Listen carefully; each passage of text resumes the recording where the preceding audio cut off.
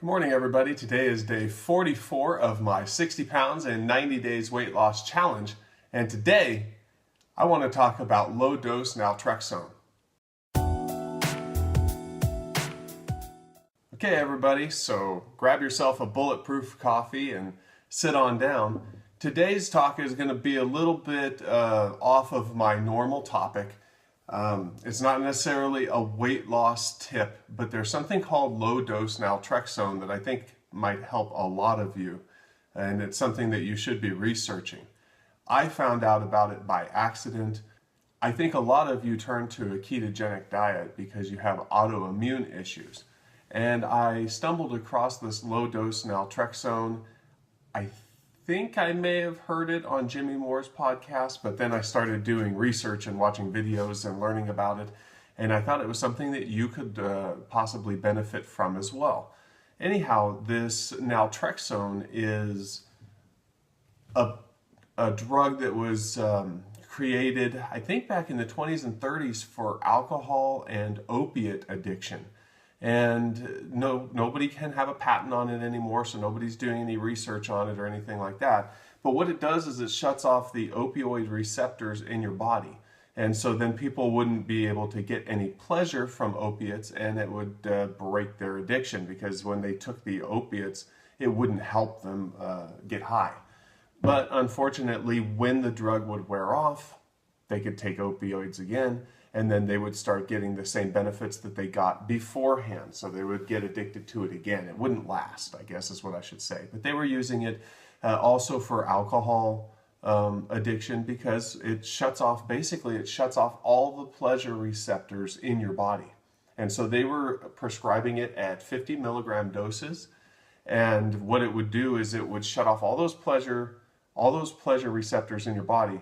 And so you would just be completely miserable. Like, it didn't matter if you took opioids or if you took alcohol or any kind of drug. It wouldn't matter, because those receptors were shut off. So you would be miserable. I mean, basically you would be depressed while you were on this. And so nothing would make you happy, not even life events or anything like that. But somebody discovered back in the 70s or 80s, when they were working in New York and there was like a drug epidemic, and they discovered that if you used smaller doses of this drug, that there were huge health benefits to it. So what they're saying is that a lot of these autoimmune issues is because your immune system is confused, your immune system is not productive. And so if you take this small amount of naltrexone, and I think it was 2.5 to 3 milligrams. So they were prescribing 50 milligrams. They went to where they were describing like a 1/12 of that.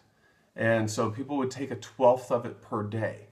What it would do is it would shut off those endorphin receptors in your body just long enough to trick your body into thinking that it had a low amount of the endorphins, and it would boost your endorphin production. So then as soon as the drug wore off, your receptors got all these endorphins flooding in.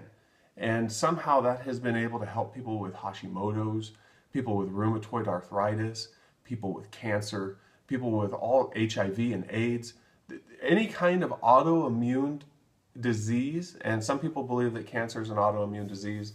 I don't know anything about that. I'm not a cancer specialist or expert, but it apparently is helping to like wake up people's immune systems. And so once it does that, people are having recovery from symptoms of MS. They're getting out of wheelchairs and walking again. They're going from being not able to take care of themselves to being able to care for themselves.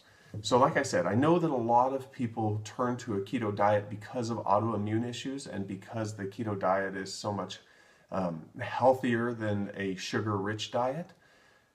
I thought maybe this would pertain to some of you. So if you're out there and you're suffering from one of these autoimmune disorders, I don't know exactly how you would go about getting the naltrexone, because it does have to be prescribed as far as I know. You could probably buy it from a pharmacy online from Canada or overseas.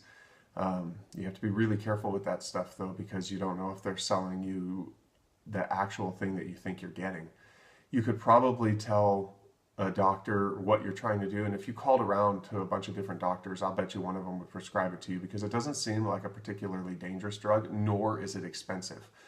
So if you went to like a total health doctor who does your hormone levels and stuff, somebody who's open to the idea of alternative treatments, you could probably get some of this stuff, because they can just, you know, they can ask you if you have an alcohol addiction or something, and then they could prescribe it for you that way. So, like I said, it's not necessarily my normal topic of weight loss, but it does pertain to health and a lot of the reasons why people turn to keto diets. So I thought it was important to share it with you. Anyway, today my weight is up a little bit from yesterday. I don't know why, probably liquid retention, because I sure didn't eat a lot. In fact, if you're not following me on Instagram, I put the link down below in the description, and you could follow me there. I'm going to start trying to post all the food that I eat each night on Instagram, because people are asking me what I'm eating, and so I thought that I could put it in my Net Diary app and then post a screenshot of it on my Instagram each night. So if you're trying to follow what I'm eating, maybe you can follow me on Instagram and see it that way. And I'm going to put my weigh in right now. Hopefully I'll see you guys tomorrow. Have a good night.